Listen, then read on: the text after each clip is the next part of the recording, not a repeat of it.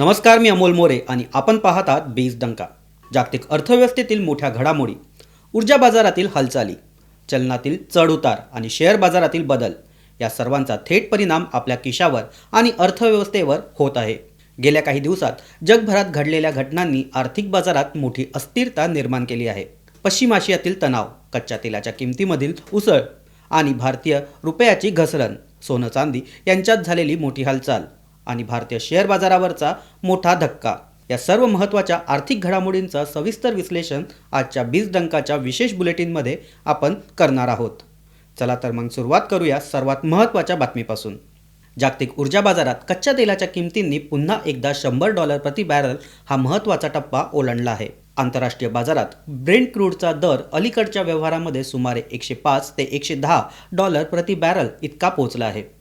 तर American WTI क्रूडचा दर देखील $102 ते $108 प्रति बॅरल या दरम्यान व्यवहार करत आहे. काही आठवड्यापूर्वी हा दर $85 ते $90 प्रति बॅरल या आसपास होता. म्हणजेच अत्यंत कमी कालावधीत तेलाच्या किमतीमध्ये जवळपास 15 ते 20% इतकी वाढ ही नोंदवली गेली. ऊर्जा बाजारातील ही वाढ अचानक झालेली नाही. यामागे अनेक महत्त्वाचे घटक आहेत. सर्वात मोठे कारण म्हणजे पश्चिम आशियातील वाढता भूराजकीय तणाव. या प्रदेशातून जगातील सुमारे 30% कच्च्या तेलाचा पुरवठा हा केला जातो. यामुळेच या भागातील कोणतीही अस्थिरता जागतिक ऊर्जा बाजाराला थेट प्रभावित करते. विशेषतः होर्मुझ समुद्रधुनी हा जगातील सर्वात महत्त्वाचा ऊर्जा वाहतूक मार्ग मानला जातो. जगातील सुमारे 20% कच्च्या तेलाची वाहतूक या मार्गातून होते. या मार्गावर तणाव निर्माण झाल्यास जागतिक बाजारात तेलाच्या पुरवठ्याबाबत भीती निर्माण होते आणि त्याचा थेट परिणाम त्यांच्या किमतीवरती होतो. याशिवाय तेल उत्पादन देशांची संघटना ओपेक आणि त्यांचे सहयोगी देश देखील उत्पादन नियंत्रित ठेवण्याच्या धोरणावर ठाम आहेत. काही प्रमुख देशांनी उत्पादनात दररोज सुमारे 10 ते 15 लाख बॅरलची कपात करण्याचा निर्णय हा कायम ठेवला आहे. यामुळे बाजारात उपलब्ध तेलाचे प्रमाण कमी झाले आहे. पुरवठा कमी आणि मागणी जास्त ही परिस्थिती यामुळे तेल दर वाढले आहे. जागतिक अर्थव्यवस्था पुन्हा वेग घेत असताना ऊर्जा मागणी वाढत आहे. सध्या जगभरात दररोज सुमारे 10 कोटी बॅरल कच्च्या तेलाची मागणी ही होत आहे असा अंदाज व्यक्त केला जातो. वाहतूक, उद्योग, उत्पादन आणि ऊर्जा निर्मिती या सर्व क्षेत्रामध्ये तेलाचा वापर मोठ्या प्रमाणात होतो. यामुळे तेलाच्या किमतीमधील बदल हा संपूर्ण अर्थव्यवस्थेवर परिणाम करणारा घटक ठरतो. तज्ज्ञांच्या मते तेलाच्या दरात $10 प्रति बॅरल इतकी वाढ झाली तर जागतिक महागाईत सुमारे 0.2 ते 0.3 इतकी वाढ होते. याचा परिणाम अनेक देशांच्या आर्थिक धोरणांवर देखील होतो. विशेषतः केंद्रीय बँकांच्या व्याजदर धोरणावर. महागाई वाढली तर व्याजदर कमी करण्याचा निर्णय पुढे ढकलावे लागू शकतात आणि त्याचा परिणाम आर्थिक वाढीवर देखील होऊ शकतो. भारतासाठी ही परिस्थिती अधिक संवेदनशील आहे कारण भारत आपल्या गरजेपैकी सुमारे 85% कच्चे तेल आयात करतो. म्हणजेच तेलाच्या किमतीत प्रत्येक वाढ ही भारताच्या आयात बिलावर थेट परिणाम करते. तज्ज्ञांच्या अंदाजानुसार तेलाच्या दरात $10ची वाढ झाली तरी भारताच्या आयात बिलात सुमारे 13 ते 15 अब्ज डॉलरची वाढ होऊ शकते. ही वाढ देशाच्या चालू खाते तुटीवरती परिणाम करू शकते तसेच रुपयावर दबाव निर्माण करू शकते. पेट्रोल आणि डिझेल यांच्या किमती वाढल्यास वाहतूक खर्च वाढतो. वाहतूक खर्च वाढला की अन्नधान्य आणि इतर वस्तूच्या किमती देखील वाढतात. म्हणजेच तेलाची दरवाढ ही थेट महागाई वाढवणारी आहे. तज्ज्ञांच्या मते जर पश्चिम आशियातील तणाव आणखी वाढला तर कच्च्या तेलाचा दर हा $120 ते $150 प्रति बॅरल इतका जाऊ शकतो. काही ऊर्जा विश्लेषक तर अत्यंत गंभीर परिस्थितीत दर $200 पर्यंत जाण्याची शक्यता व्यक्त करत आहे. म्हणूनच तेल बाजारातील हे हालचाल जगभरातील सरकारे आणि गुंतवणूकदार अत्यंत बारकाईने पाहत आहे. एकंदरीत पाहता कच्च्या तेलाचे दर हे $100च्या पुढे जाणे हे केवळ बाजारातील चढ उतार नसून जागतिक अर्थव्यवस्थेसाठी एक गंभीर संकेत मानले जात आहे. आता या तेल दरवाढीचा थेट परिणाम कोणत्या क्षेत्रावर दिसत आहे ते पाहूया. भारतीय रुपयावर सध्या मोठा दबाव दिसून येत आहे. पश्चिम आशियातील तणाव आणि जागतिक बाजारातील अस्थिरतेचा थेट परिणाम भारतीय चलनावर झाला आहे. सोमवारी रुपया अमेरिकन डॉलरच्या तुलनेत घसरत सुमारे 92.30 रुपयांच्या आसपास पोहोचला. ही आतापर्यंतची ऐतिहासिक निच्चांकी पातळी मानली जात आहे. रुपयाच्या घसरणीमागे अनेक कारणे आहेत. सर्वात मोठे कारण म्हणजे जागतिक स्तरावर वाढलेली डॉलरची मागणी. भूराजकीय तणाव वाढला की गुंतवणूकदार सुरक्षित चलनाकडे वळतात. अमेरिकी डॉलर हा जगातील सर्वात सुरक्षित चलन म्हणून मानला जातो.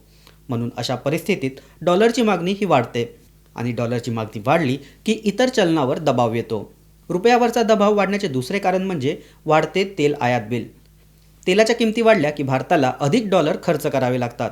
यामुळे डॉलरची मागणी वाढते आणि रुपयांची किंमत ही कमी होत जाते. रुपया कमकुवत झाला की आयातित वस्तू महाग होतात, विशेषतः इलेक्ट्रॉनिक्स, रसायने, यंत्रसामग्री, खते आणि इंधन. या सर्व वस्तूंच्या किमती वाढण्याची शक्यता असते. याचा थेट परिणाम महागाईवर होतो. सध्या भारताचा किरकोळ महागाई दर हा सुमारे 5 ते 6% आसपास आहे. परंतु तेलाच्या किमती दीर्घकाळ वाढल्यास तर महागाई आणखी वाढू शकते. रुपयाच्या घसरणीचा परिणाम चालू खाते तुटीवर देखील होऊ शकतो. सध्या भारताची चालू खाते तुटी दर हा GDPच्या सुमारे 1.5 ते 2% इतका आहे. परंतु तेल आयात वाढल्यास हा तुटीचा दर आणखी वाढण्याची शक्यता आहे. दरम्यान रुपयाची घसरण रोखण्यासाठी भारतीय रिझर्व्ह बँकेने चलन बाजारात हस्तक्षेप करण्याचे संकेत दिले आहेत. डॉलर विक्रीसारख्या उपाययोजनाद्वारे रुपयाची घसरण मर्यादित ठेवण्याचा प्रयत्न केला जाऊ शकतो. भारताकडे सध्या 640 अब्ज डॉलरपेक्षा जास्तीय परकीय चलनसाठा आहे.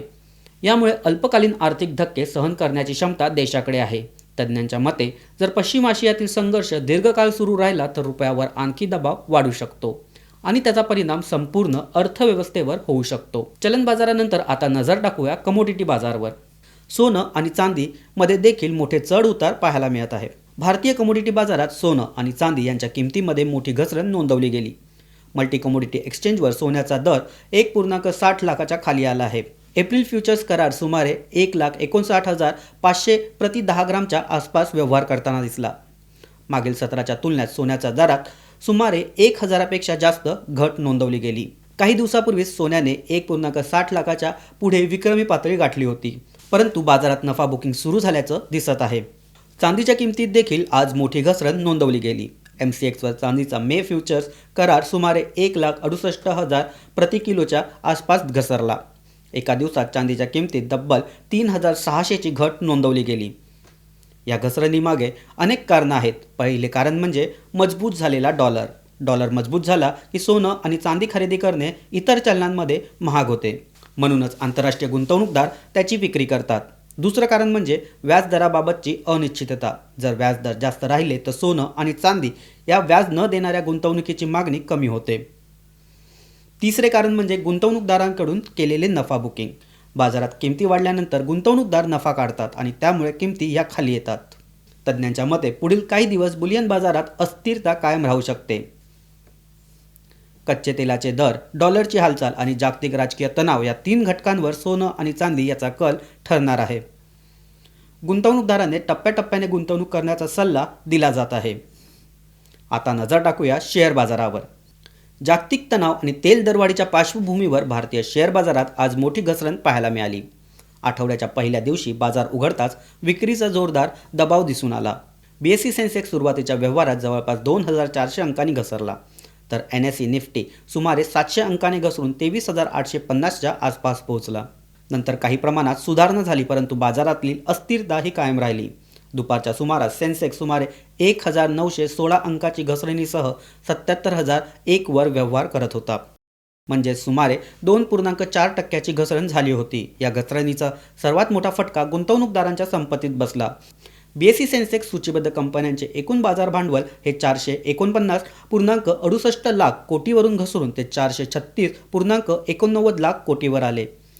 म्हणजे सुमारे 12.68 लाख कोटींचे नुकसान झाले. बाजारातील जवळपास सर्वच क्षेत्रामध्ये आज घसरण ही दिसून आली. विशेषतः बँकिंग क्षेत्र, सार्वजनिक क्षेत्रातील बँकांचे शेअर सुमारे 5.5% घसरले. काही मोठ्या खाजगी बँकांमध्ये 3 ते 4% घसरण ही नोंदवली गेली. विमान वाहतूक क्षेत्रावरही आज दबाव दिसला, कारण विमान कंपन्यांसाठी इंधन हा सर्वात मोठा खर्च असतो. तेलाच्या किमती वाढल्या की त्यांचा नफा कमी होतो. याशिवाय परदेशी गुंतवणूकदारांनी मोठ्या प्रमाणात विक्री केली. उपलब्ध आकडेवारीनुसार परदेशी पोर्टफोलिओ गुंतवणूकदाराने सुमारे 21,832 कोटी किमतीचे शेअर्स विकले, तर देशांतर्गत संस्थात्मक गुंतवणूकदारांनी सुमारे 32,787 कोटींची खरेदी करून बाजाराला काहीसा आधार दिला. तज्ज्ञांच्या मते पुढील काही दिवस बाजारात अस्थिरता ही कायम राहू शकते. विशेषतः तेलाचे दर 100 ते $120 दरम्यान जाऊ शकतात. गुंतवणूकदारांनी सध्या सावध भूमिका घेण्याचा सल्ला हा दिला जात आहे. दरम्यान गुंतवणूक करताना आपण आपल्या SEBI रजिस्टर्ड गुंतवणूकदाराचा सल्ला नेहमी घ्यावा. एकंदरीत पाहता जागतिक अर्थव्यवस्था सध्या अत्यंत संवेदनशील टप्प्यावर आहे. पश्चिम आशियातील तणाव, ऊर्जा बाजारातील अस्थिरता, चलन बाजारातील दबाव आणि शेअर बाजारातील घसरण हे सर्व घटक एकमेकांशी जोडलेले आहे. कच्च्या तेलाच्या किमतीतील हालचालीमुळे संपूर्ण आर्थिक साखळीवर परिणाम झाला आहे. याचा परिणाम महागाईवर देखील दिसून येत आहे. महागाईचा परिणाम व्याजदरांवर होतो आणि व्याजदरांचा परिणाम गुंतवणूक आणि आर्थिक वाढीवर होतो. म्हणूनच पुढील काही आठवडे जागतिक अर्थव्यवस्थेसाठी अत्यंत महत्त्वाचे ठरणार आहे. गुंतवणूकदारांनी घाईघाईने निर्णय घेण्याऐवजी दीर्घकालीन दृष्टिकोन ठेवणे आवश्यक आहे. बाजारातील चढउतार हे गुंतवणुकीचा नैसर्गिक भाग आहे, परंतु माहितीपूर्ण निर्णय घेणे अधिक महत्त्वाचे आहे.